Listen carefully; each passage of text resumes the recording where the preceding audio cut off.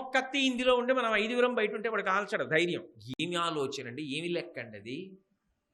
అమ్మను ఒక్కదాన్ని వదిలి మన 5గురం బయటికి వెళ్ళిపోతే అమ్మకేం ప్రమాదం లేదు.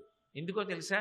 ఇల్లు అంటిస్తే అమ్మ ఒక్కత్తి పోతే వాడికి కావాల్సింది మనం ఒక్కళ్ళం ఉండి కుంతీదేవి బయట ఉన్న ప్రమాదం. భీష్మద్రోణాదులు కనిపెట్టారంటే ఈవిడ వెళ్ళి ఏమైనా చెప్పిందంటే ఇంకేమైనా ఉందా? అందుకని మొదట 5గురం బయట ఉండే అమ్మ లోపలున్నా క్షేమం, 6గురం లోపలున్నా నిద్రపోకుండా ఉంటే క్షేమం. భీముడి గొప్పతనం ఏంటంటే మీరు పడుకోండి నేనున్నాను, అది ఆయన గొప్ప.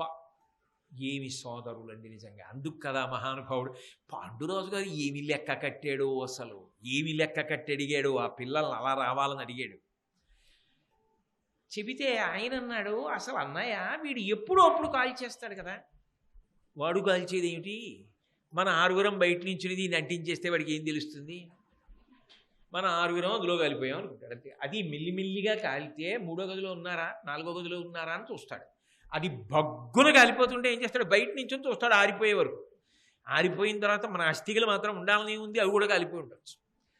అమ్మా మనం చేద్దాం అనుకున్నది అదే జరిగిపోయిందిరా అని చెప్పి దుర్యోధనుడికి వెళ్ళి చెప్తాడు. అయిపోయింది, కాలిపోయింది, 6గురు మరణించారని చెప్తాడు. ఏదో మెళ్ళో గొలుసో ఏదో కావాలనుకుంటే నేనే ఇంటించారని చెప్తాడు. అంతే కదా. కాబట్టి అన్నయ్య మనమే కాల్చేస్తే గొడవ వదిలిపోతుంది కదా అన్నాడు. కానీ ధర్మరాజు గారి యొక్క దూరదృష్టి అక్కడ కనపడుతుంది. భీముడు కోపపడిపోతాడు, తొందరపడిపోతాడు అనుకుంటారు. కాదు, కోపం ఉన్నవాడు ఏమిటో తెలుసా? వాడు ఏదైనా చెప్తే మీరు వద్దన్నారు అనుకోండి, వాడికి చర్రని కోపం వస్తుంది. వాడు చెప్పింది అనాలి, లేకపోతే వాడు ఒప్పుకోడు. భీముడు అలా కాదు. భీముడు ఒక మాట అంటాడు, కానీ ధర్మరాజు అలా వద్దంటే ఆలోచించి అలాగే అన్నయ్య అంటాడు. అది కోపం ఎందుకు అవుతుంది? అందుకే భీమసేనుడి గురించి వింటే పాపాలు పోతాయనడానికి కారణం అదే. కోపమే పాపమునకు కారణం. కాబట్టి ధర్మరాజు గారు అన్నాడు, రాజ్యపదస్థుండరాజ్యపదస్థుల పక్షబలార్జుడ పక్షబలుల విపులార్థవంతుండు విగతార్థసార్థుల అవసరం విరిగి వాడశ్రమమున దూష్యుల తుదిదాక దూషించు మనలన నిష్ఠురునకు అది నీతి కాదే. కావున ఉరులెరుంగకయుండకడు నమ్మినట్టుల ఉండుదమని దినంబులెల్ల వేటలాడుచు రాత్రులెల్లా ఉజ్జతాయతాయుధాస్తులై అనుదినంబు అపురోచను వంచించి అనగులుండిరి అప్రమాదులై పాండవుల పురమున. వాళ్ళు ఇల్లు కాల్చేద్దామని భీమసేనుడు అన్నప్పుడు ధర్మరాజు గారు చెప్పిన మాట ఏమిటంటే, ఒరే నాయనా, ఇల్లు కాల్చేయడం చాలా తేలిక. ఇల్లు కాల్చేసిన తర్వాత 6గురం బయట ఉంటాంగా, వాడు ఎందుకు కాలుద్దాం అనుకుంటున్నాడు? ఉత్తినే ఓ ఇల్లు కాలుద్దామనే, మన్ని కాల్చడానికి. వీళ్ళు 6గురు ఎలా బయటపడ్డారన్న ప్రశ్న వేస్తాడా వేయడా? వీళ్ళు 6గురు బయట ఉండి ఇల్లు ఎలా కాలిందని అడుగుతాడా? అడుగుతాడు కదా. అప్పుడు ఏం చెప్పాలి మనం? అది ఆలోచించు. ఇప్పటికి ప్రమాదం తప్పుతుందేమో. ప్రశ్నకి జవాబు ఏం చెప్తావు? 2, రాజ్య అధికారము చేతిలో ఉన్నవాడు అధికారమునకు దూరముగా ఉన్న వాళ్ళకి కీడు చేయడం తేలిక. అధికారం వాడిది. ఇప్పుడు నేను పేరుకు యువరాజుని, నన్ను ప్రజలకి, బంధువులకి, భీష్మద్రోణాదులకు అందరికీ దూరంగా పంపాడు. అందుకే తాను రాజధానిలో రాజకుమారుడిగా తానున్నాడు, కుట్ర అమలు చేస్తున్నాడు. ఇప్పుడు పరిస్థితి ఆనుకూల్యత దుర్యోధనుడి వైపుకి మొగ్గింది. అది గమనించకుండా కాలుస్తానంటున్నావు. తొందరపడకూడదు భీమసేన. పైగా మిత్రబలం, బంధుబలం ఎవరికి ఉంది? దుర్యోధనుడికి ఉంది. మనకెవరున్నారు? మన 5గురికి అమ్ముంది, అమ్మక మన 5గురం ఉన్నాం అంతే. మనకి అన్నవాడు ఎవరు లేడు. మన కోసముని ఆలోచించేవాళ్ళు కేవలము పాండవుల కొరకే అని నిలబడగలిగిన బంధుబలం మనకి ఇంకా ఏర్పడలేదు. అది ఏర్పడాలి ముందు. మనం ఎంతసేపు అక్కడే ఉండి మనని కాటు వేసే వాళ్ళని మన వాళ్ళు అనుకుంటున్నాం, వాళ్ళు అనుకోవట్లేదు. కాటు వెయ్యకుండా వీళ్ళు మా వాళ్ళని చేతులు అడ్డుపెట్టి కాపాడేవాళ్ళు మనకు కావాలి. అది ఏర్పరుచుకునే వరకు మనం తొందరపడకూడదు. అందుకే తర్వాత ద్రౌపదీదేవిని భార్యని చేసుకున్న తర్వాత ద్రౌపదుడు మామగారు, దృష్టద్యుమ్నుడు బావమరిది, బలరామకృష్ణుల యొక్క అనుగ్రహం ఇన్ని కలిసొచ్చిన తర్వాత తన బంధు బలం తనకు ఏర్పడింది ధర్మరాజు గారికి. అప్పటి వరకు అలాగే ఉన్నాడంతే, బయటపడలా. అవసరమైతే భిక్షాటన చేశాడు ఏకచక్రపురంలో, తప్ప బయటపడలా. ఎంత ఓర్పండి! అదును దొరికే వరకు ధనస్సంతటిది వంగి చూస్తుంది లక్ష్యానికి గురి పెట్టే వరకు. ఇంత గొప్ప ధనస్సుని నేను వంగడం ఏమిటంటే అదేం కొడుతుంది? అవసరమైనప్పుడు వంగాలి. వంగినది ఏదో అదే కొడుతుంది. ఓర్పు ఉండాలి. ఓర్పు లేనివాడు ఏం సాధిస్తాడు? కబీర్ దాస్ చెప్పినట్టు ధీరే ధీరే రేమనా ధీరే సబకుచి హోయ్ మాలీసీన్ చేసవుగరా రుతువాయే ఫల్హోయ్. ఇవాళ నేను కరివేపు చెట్టుకి నీళ్ళు వచ్చి గోడ దాటిపోయిందా అంటే ఎందుకు దాటుతుంది? రోజు నీళ్లు పొయ్యగా ఒక ఏడాదికి అంత చెట్టే నీకు సంతోషాన్ని ఇస్తుంది. ఇవాళ నీళ్ళు వస్తే ఇవాళ పెరగవు చెట్లు. ఏడాదికి చెట్టు పెరిగి పెద్దదై కాయలు కాసి పండు పండితే నువ్వు ఆనందిస్తావు. అంతే తప్ప ఇవాళ నీళ్లు పోసాను నిన్న నీళ్లు పోసాను ఈ చెట్టు ఇలాగే ఉంది పీకేస్తానంటే. ఓర్పు అవసరం. ఏదైనా పెరిగి పెద్దదయ్యే వరకు ఓర్పు పట్టాలి. అప్పటి వరకు కృతనిశ్చయంతో కష్టపడి ఆ కార్యక్రమం చెయ్యాలి. అది మనిషికి ఉండవలసిన లక్షణం. ఆ దీక్షతో చేసిన వాడెవరో వాడు రక్షకుడు. కాబట్టి ఓర్పు పట్టాలి భీమసేన. మన బలం మనకేర్పడాలి. ప్రస్తుతం మనకి అన్న బలం లేదు. మనకి అని ఏ బలం అంటున్నామో అది దుర్యోధనుడికి కూడా. మనం తాత అని ఎవరినంటామో ఆ తాత దుర్యోధనుడికి కూడా. మనం తండ్రి అని ఎవరినంటామో ఆ తండ్రి దుర్యోధనుడికి కూడా. ఓర్పు పట్టాలి భీమసేన. మన బలం మనకేర్పడాలి. ప్రస్తుతం మనకి అన్న బలం లేదు. మనకి అని ఏ బలం అంటున్నామో అది దుర్యోధనుడికి కూడా. మనం తాత అని ఎవరినంటామో ఆ తాత దుర్యోధనుడికి కూడా. మనం తండ్రి అని ఎవరినంటామో ఆ తండ్రి దుర్యోధనుడికి కూడా. మన పౌరులు అని ఎవరినంటున్నామో వాళ్ళు దుర్యోధనుడికి కూడా. మనకే అన్నవాళ్ళు లేరుగా. అది లేక కదా ఈ ఎగచాట్లు. వాళ్ళు ఏర్పడే వరకు తొందరపడకూడదు. ఇప్పుడు అలా బలం దుర్యోధనుడిది. అటువంటి బలం లేని వాళ్ళం మనం. ఏం ఆలోచించాడండి? లోకంలో ఎవడైనా తనకున్నది ఆలోచించి పెచ్చరిల్లుతాడు. ధర్మరాజు తనకి లేనిది ఆలోచించాడు. అది ధర్మరాజు గొప్పతనం. అలాగే విపులార్థవంతుండు విగతార్థసార్థుల. బాగా ధనవంతుడు ధనహీనుడైనటువంటి వాణ్ణి పాడు చెయ్యాలి అనుకుంటే లోకంలో చాలా తేలిక కదా. అందున దుర్యోధనుడు పాడు చేయడం అంటే ఒక్కటి బాగా జ్ఞాపకం పెట్టుకో భీమసేన. పాడు చేయడం అంటే ఇల్లు కాల్చడం కాదు వాడి దృష్టిలో. ఇక మన ఉనికి ఉండకూడదు, మనం బ్రతికి ఉండకూడదు. మన 6 మరణించాలి. అది వాడి లక్ష్యం. మన 6 మరణించడం లక్ష్యంగా వాడు ఉన్నాడు. 6 మరణించడం లక్ష్యంగా ఉన్నప్పుడు నువ్వు ఇల్లు కాల్చేశావు అనుకో, వీళ్ళు 6 బతికే ఎందుకున్నారని పురోచనుడు అడుగుతాడు. పురోచనుడు ఏమంటాడు? మీరు నాకు ముహూర్తం పెట్టి చెప్తానన్నారు కదా ఇల్లు కాల్చమని, నేను కాల్చలేదు. అది ఎలా కాలుతుంది? వాళ్ళే కాల్చారంటే కనిపెట్టారు అందులో ఈ పదార్థాలు ఉన్నాయి. కనిపెట్టి ప్రమాదం వస్తుందని కాల్చేశారు. అప్పుడు ఏం చేస్తాడు? ఇంతకన్నా ప్రమాదకరమైన కార్యక్రమాన్ని అమలు చేస్తాడు. అటు పెద్దనాన్న ఇటు దుర్యోధనుడు. ఎలా కాదంటావు? ఎలా తప్పుకుంటావు? 2. ఈ విషయాన్ని తీసుకెళ్లి భీష్మద్రోణులకు చెప్పామనుకో, పెద్దవాళ్ళు కదా అని. ఇప్పుడు ధృతరాష్ట్రుడి మీద కూడా చెప్పాలిగా మరి. పెదనాన్ని ఇలా పంపించి పెదనాన్నగారును తమ్ముడు కలిసి ఇలా చేశారు తాత అని భీష్ముడికి చెప్పాలి. భీష్ముడికి చెప్పిన తర్వాత భీష్ముడి ముందు నేరస్తుడుగా నిలబడవలసినటువంటి వాడు ధృతరాష్ట్రుడు కూడా. అప్పుడు ఇది రాజ్యంలో పెద్ద కలకలానికి, కుటుంబ కలహానికి, అస్తవ్యస్తమైన పరిస్థితులకు, ఒకరి మీద ఒకరు నమ్మకం లేకుండా బ్రతుకుతున్న అంతఃపురానికి కారణమవుతుంది. భీష్మద్రోణుల మనసుకి క్లేశ కారణమవుతుంది. వాళ్ళు ఏం తీర్పు చెప్తారు? కలిసి ఉండవలసిన పిల్లలు ఇలా కొట్టుకుంటూ ఉంటే చెప్పి ఏం సాధిస్తావు? చెప్పి సాధించలేవు. బ్రతికి ఆపద పూర్తిగా తప్పుకోలేవు. అందుకని దినంబులెల్ల వేటలాడుచు మనని ఎందుకు పంపించాడు వారణావతానికి? ఇక్కడ కూడా దూరంగా ఉన్న ప్రజలందరి క్షేమం చూసిరండి అని కదా అన్నాడు. వేటాడి క్రూర మృగాలు వచ్చి పాడు చేయకుండా చూస్తున్నామని అరణ్యాల్లోకి వెళ్ళిపోదాం. కాబట్టి పగలల్లా అరణ్యంలో ఉందాం, వేటాడుదాం. అమ్మని అక్కడ ఉంచేద్దాం ఇంట్లో. అమ్మ వాళ్ళ లక్ష్యం కాదుగా. అమ్మను ఒక్కదాన్ని చంపరుగా, ఇల్లు కాల్చారు అమ్ముండగా. రాత్రి తిరిగి వద్దాం, 6 ఉంటాం. రాత్రి తిరిగి రాకుండా ఎక్కడో ఉండడం మొదలెడితే వాడికి అనుమానం వస్తుంది పురోచనుడికి. అందుకని రాత్రి వచ్చేద్దాం, 6 జాగ్రత్తగా ఉందాం. ఉన్నప్పుడు ఎలా ఉందామో తెలుసా? మన ఆయుధాలని ఎప్పుడూ సిద్ధంగా పెట్టుకుని ఉందాం. ఎందుకని అంటే ఇల్లు కాలుస్తారన్నది ఒకటే అర్థమవుతోంది. ఇంకా పైన ఏముందో కాబట్టి అవసరమైతే శత్రువుల దాడి తట్టుకోవడానికి ఆయుధాలతో అప్రమత్తంగా ఉందాం, ఉండి ప్రమాదాన్ని తప్పించుకుందాం. ఆ పైన విదురుడు ఉన్నాడు, కనకుణ్ణి పంపాడు, సొరంగ మార్గం చెప్పాడు, అందులో వెళ్ళిపోదాం. ఇప్పుడు ధర్మాన్ని పడగొట్టాలని అధర్మం చూస్తాం, ధర్మం తనని తాను రక్షించుకోవాలని చూసుకుంటాం. నిజమే, ధర్మరాజు గారు చెప్పినట్లుగానే 6 తప్పించుకున్నారనుకోండి. అప్పుడు అందులో ప్రధానంగా వీళ్ళు 6 వాళ్ళే సామాన్యమైన బలవంతులు కారుగా, దేవతాంశలలో వచ్చిన వాళ్ళని తెలుసుగా. ఏమో ఈ భీముణ్ణి వాయుదేవుడు, ఇంద్రుడు అర్జునుణ్ణి, అశ్వినీ దేవత నకులసాదేవుల్ని, ధర్మదేవత ధర్మరాజుని, వీళ్లతో పాటు కుంతిని దాచేస్తే సమయానికి ఎక్కడికన్నా తీసుకెళ్ళిపోతే అన్న అనుమానం ఉంటుంది. కాబట్టి ఒక స్త్రీ, 5 పురుషులు కాలిపోయినటువంటి చిహ్నములతో అస్థిపంజరాలు అక్కడ ఉండాలి. అవి ఎలా తెస్తారు? ధర్మరాజు ఏది వదిలిపెట్టాడో దాన్ని భగవంతుడు పూర్ణ చేశాడు.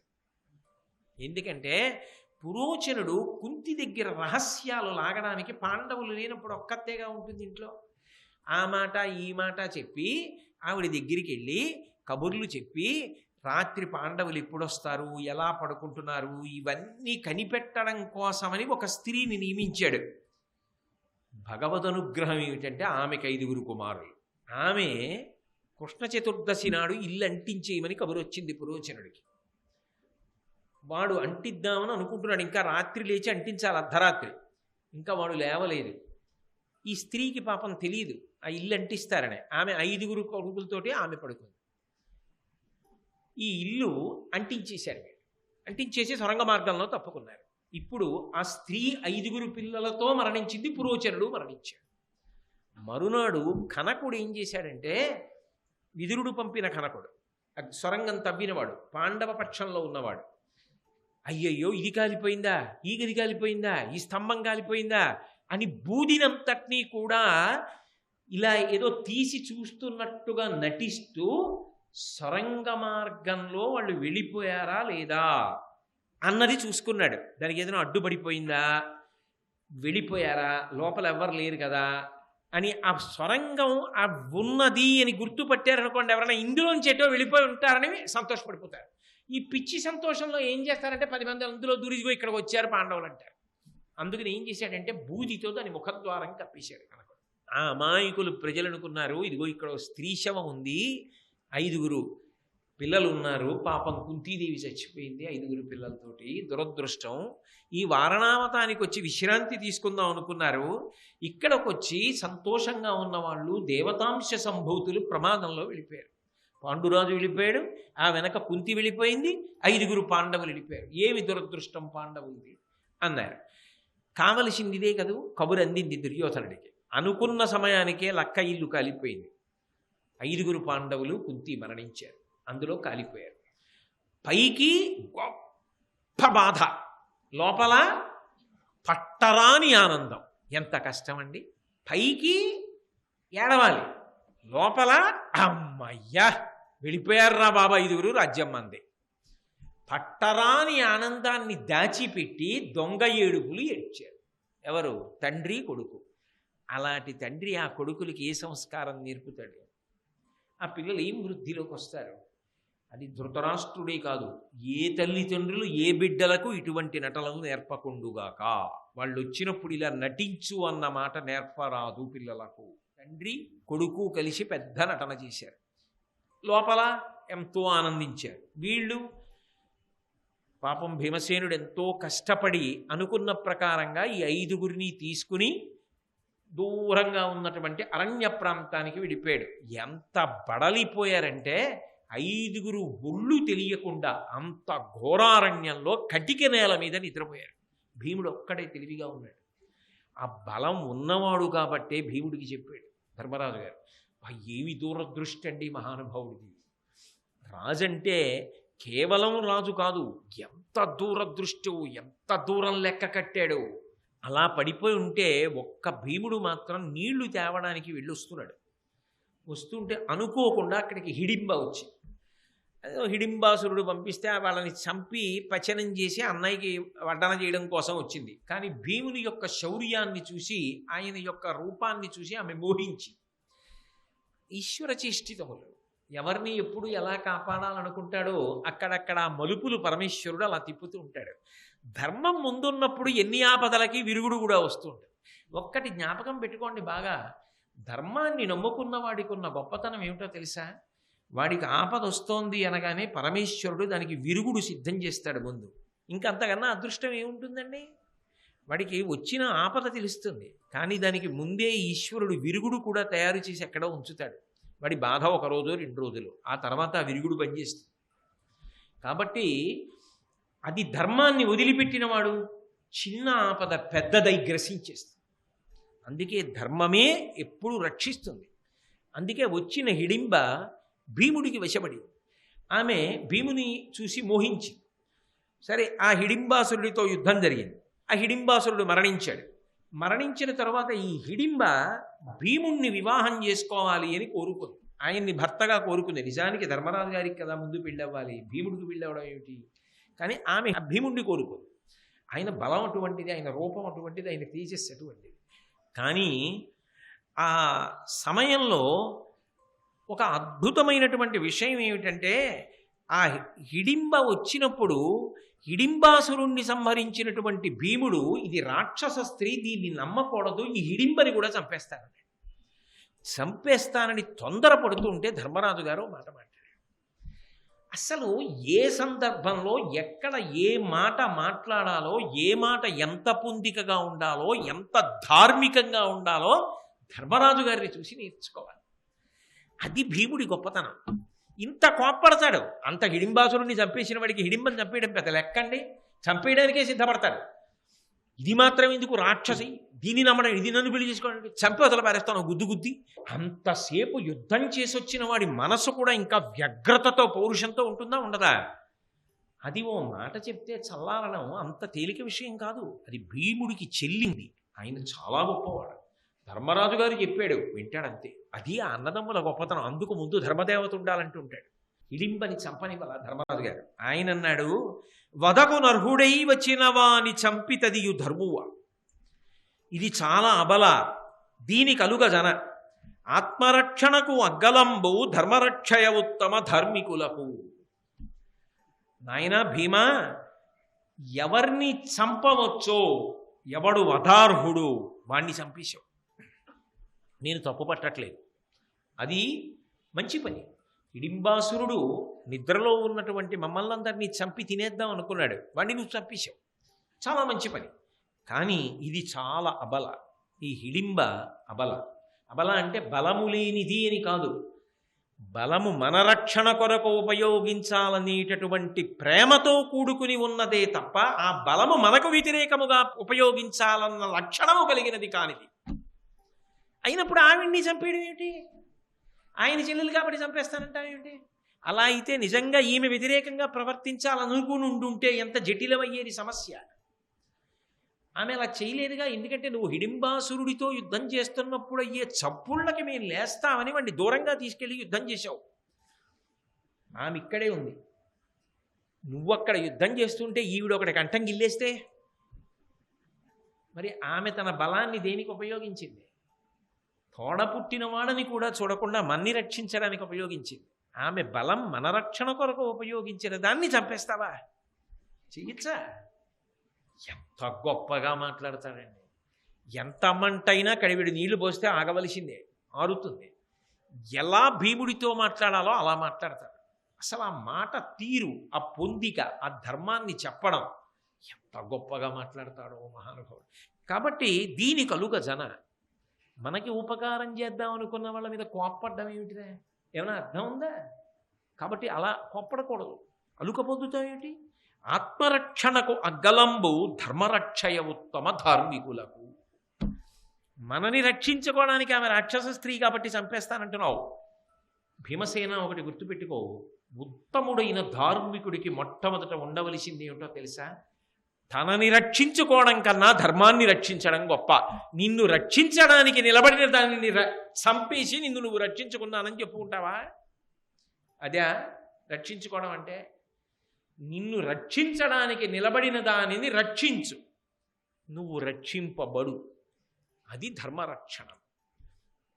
ధర్మరక్షణము కన్నా ఆత్మరక్షణము గొప్ప కాదు, ఆత్మరక్షణము కన్నా ధర్మరక్షణమే గొప్ప నిజానికి ధర్మాత్మలు. పైగా ఆమె నీకు చేసిన ద్రోహం ఏముంది కనుక. కాబట్టి ఆత్మరక్షణకు అగ్గలంబు ధర్మరక్షయ ఉత్తమ ధార్మికులకు. నన్నయ్య గారి రుచిరార్థ సూక్తి అంటారు. ఒక్కొక్క పద్యంలో ఒక్కొక్క మాట జీవితాంతం గుర్తుపెట్టుకోవలసినటువంటి మాటలు. ఆత్మరక్షణకు అగ్గలంబు ధర్మరక్షయ ఉత్తమ ధార్మికులకు. అది అందరికీ కాదు, ఉత్తమ ధార్మికులకు. బా, ఎంత పెద్ద మాటలు మాట్లాడతారో మహానుభావుడు అని భీముడు కొంచెం ముసకొట్టడం తగ్గించాడు. వెంటనే అన్నాడు, ఆపదయైనను ధర్మువ ప్రాపుగ రక్షింపవలయు పరమార్థము ధర్మాపాయము ధార్మికులకు నాపద జన్మాంతరమున అనుగతమగుటను. ఎంత పెద్ద ఆపద రాని ఆపదని తప్పించుకోవడంతో పాటుగా ధర్మాన్ని రక్షించుకుంటున్నావా లేదా అన్న విషయాన్ని మాత్రం ఆలోచించుకోవాలి సుమా భీమా. ఎందుకో తెలుసా, ఇక్కడ మనని మనం రక్షించేసుకున్నాం. ఎలాగో అలా రక్షించేసుకున్నాం, ఏదో పని చేసి ఏదో ఒకటి చేసాం, అది కాదు గొప్ప. నువ్వు దేన్ని చేశావు, ఏ మనసుతో చేశావు, ఏ కారణంతో చేశావు, ఏ ఆలోచనతో చేశావు, ఈ విషయాలు పాపపుణ్యములుగా మారి వచ్చే జన్మలకు కూడా నీ వెంట వస్తాయి, గుర్తుపెట్టుకో. ఇప్పుడు నువ్వు ఆమెని చంపేయడం తేలిక, ఆమె ఏ అపకారం చేసిందని చంపేస్తావు? నీకు ప్రాణిరక్షణ చెయ్యాలి అని, నిన్ను కాపాడాలి అని అన్నగారు చంపి వండి పెట్టమంటే వండి పెట్టకుండా, చంపకుండా, మనం బతకాలని కోరుకుంటూ తన తోడ పుట్టినవాడైనా వాడు నీ చేతిలో చచ్చిపోయినా పర్వాలేదని పరిచయం లేని పిల్ల మన కోసం నిలబడిందా? ఆ పిల్లని చంపేస్తే ఈ పాపం నీకు వచ్చే జన్మల వరకు వెంట తరువుకు రాదు. అనుమానంతో రాక్షసి కాబట్టి చంపేశానంటావేమో, కానీ అనుమానంతో నువ్వు చంపినా నిన్ను రక్షించడానికి వచ్చినదన్నది ప్రస్ఫుటంగా తెలుస్తోంది. నిజంగా ఆమెకి క్రోధం ఉంటే తన అన్న చచ్చిపోయినప్పుడు మీద పడిపోవాలి. అలా పడకుండా నిలబడిన పిల్లని చంపేస్తే ఈ పాపం నీకు వచ్చే జన్మలలో కూడా కట్టి కుడిపేస్తుంది. అందుకే ఒకటి గుర్తుపెట్టుకో, ధర్మాన్ని పాడు చేద్దాం అనుకున్నది నీ పాపమై వచ్చే జన్మల వరకు నిన్ను వెంటాడి అనుభవింపచేస్తుంది. ధర్మ రక్షణ చేసిన వాడిది పుణ్యమై ధర్మము నిన్ను కాపాడుతుంది. తొందరపడకు భీమా, ధర్మాచరణము చేత రక్షణ కాని భక్షణ కాని తొందరపడి హిడింబజోడికెళ్ళకు. ఎంత గంభీరమైన మాటలండి. అప్పటికి చేసేది కాదు, ఉత్తర జన్మల వరకు ఆలోచించు. ఒక్క మాట అన్నాడంటే ఎంత దూరం వరకు లెక్క కట్టి మాట్లాడతాడు. ఉత్తర క్షణం ఆగిపోయాడంతే. ఆగిపోగానే ఆ హిడింబ చెప్పింది, అయ్యా నేను మిమ్మల్ని రక్షించడానికే వచ్చా. మీరు సొరంగ మార్గంలో వచ్చినప్పుడు ఎంత కష్టపడ్డారు. ఈ ఒక్క భీముడు మిమ్మల్ని అరణ్యంలో 5గురిని మోసుకొచ్చాడే, నాకు ఒక శక్తి ఉంది. అనుకూలముగా మార్గము లేని చోట మిమ్మల్ని అందరినీ మోసి నేను తీసుకెడతాను. ఆ శక్తి నాకుంది. నేను మిమ్మల్ని మోసి మీకు ఎక్కడికి కావాలో చెప్పండి, అక్కడికి తీసుకెడతా. అంతేకాదు, భూత భవిష్యత్ వర్తమాన కాలములు చెప్తా. మొయ్యడం తీసుకెళ్ళడం దారి అన్న మాటలు వాడుతున్నానని ఆశ్చర్యపోకండి. మీరేం చేశారో, ఎందులోంచి వచ్చారో, ఎక్కడికి వచ్చారో నాకు తెలుసు. అది ఆమె శక్తి. ఒక్కొక్కరికి ఒక్కొక్క శక్తి ఉంటుంది. బాహ్యమునందు శరీర శక్తి మోసి తీసుకెడతా, ఆంతరశక్తి భూత భవిష్యత్ వర్తమాన కాలములు చెప్తా. మిమ్మల్ని ఎక్కడికైనా మోసుకెడతానని ఎందుకన్నానో తెలుసా? ఈయన మోసుకు రాలా మిమ్మల్ని 5గురిని, మీ అంతా మీరు వచ్చారా? కాబట్టి నేను మోసి తీసుకెళ్ళగలను ఎక్కడికైనా. మూడవ విషయం ఏమిటంటే, నేను చెప్పింది నిజమా కాదా అని మీకు అనుమానం కదా. ఇక్కడికి దగ్గరలో శాలిహోత్రుడు అనబడేటటువంటి ఒక మహాత్ముని ఆశ్రమం ఉంది. అక్కడ ఒక సరోవరం ఉంది, ఒక చెట్టు ఉంది. అవి రెండు తమంత తాము పుట్టినవి కావు, ఏర్పడినవి కావు. ఆయన తపశ్శక్తి చేత వచ్చాయి. అందుకే ఆ సరోవరంలో ఎవరు నీరు తాగుతారో వారికి ఆకలి, దాహము ఈ రెండు ఉండవు, బాధించవు. తపశ్శక్తి చేత ఏర్పడిన సరోవరం కనుక ఆకలి, దాహము ఈ రెండిటి బాధ ఉండదు. ఇప్పుడు మీరు శాలిహోత్రుని ఆశ్రమం దగ్గరికి వెళ్ళి ఆ సరోవరంలో నీళ్లు తాగితే ముందు ఇంత బడలిక వలన కలిగినటువంటి బాధ పోతుంది, ఆకలి పోతుంది, దాహం పోతుంది. రెండు, ఇప్పుడు మీకు గూడు లేదు, ఉన్న ఇల్లు తగలబెట్టడం జరిగిపోయింది. ఇప్పుడు ఎక్కడ ఉంటారు? ఉండాలిగా. ఆరుగురు ఉండాలా? అమ్మ ఉండాలా? మీకు ఒక అద్భుతమైనటువంటి గూడుంది. ఏదో తెలుసా గూడు దేనికి? ఎండ నుంచి, చలి నుంచి, వాన నుంచి కాపాడడానికి గూడు. శాలిహోత్రుని ఆశ్రమంలో ఆయన తపశ్శక్తి చేత పెరిగిన చెట్టు ఉందే, ఆ చెట్టు కింద ఉంటే ఎండ మీద పడదు. చల్లటి గాలి వేస్తున్నప్పుడు చలి తగలదు. అంటే చలికాలంలో చలి బాధించదు. వర్షాకాలంలో ఒక చినుకు మీద పడదు. మనం కట్టుకున్న ఇల్లైనా ఎటువైపు నుంచి అన్నా వర్షపు జల్లు లోపలకు కొడుతుందేమో కానీ శాలిహోత్రుడి తపశ్శక్తితో చేయబడిన చెట్టు కిందున్న వాడిని ఎండ బాధించదు, చలి బాధించదు, వాన బాధించదు. అంత గొప్ప గూడు మీకది. ఇంకా అంతకన్నా రహస్యంగా ఉండడానికి మీ ఎవరికి పెళ్ళిళ్ళేం లేవుగా ఇప్పుడు. ఆ చెట్టు కింద మీరందరూ పడుకోవచ్చు. ఇక నాకంటే ఈ భీముణ్ణి పెళ్లి చేసుకోవాలనుంది అని కుంతీదేవిని ఒక్కదాన్ని పక్కకి తీసుకెళ్ళింది. ఎంత మర్యాద పాటించిందండి అని కొన్ని విషయాలు మాట్లాడింది. చెప్పి అమ్మా అందుకని భీముణ్ణిచ్చి పెళ్లి చెయ్యి అంది. పగటిపూట ఎక్కడైనా తిరిగి రండి, మీరు స్వేచ్ఛగా విహరించండి, రాత్రిపూట మాత్రం ఇక్కడే పడుకోనివ్వండి అంది ఆవిడ. ఎందుకనంటే మరి ఆపద మళ్ళీ దుర్యోధనుడు ఇటువైపు నుంచి ఏం కనిపెడతాడో. ఒక కుమారుడు కలిగే వరకు నిన్ను ఇలాగే భార్యాస్థానంలో, పత్నీస్థానంలో ఉంచుకుని సంతోషంగా గడుపుతానని భీమసేనుడు ఒప్పుకున్నాడు. శ్రీ ఉమామహేశ్వర పరబ్రహ్మార్పణమస్తు. స్వస్తి.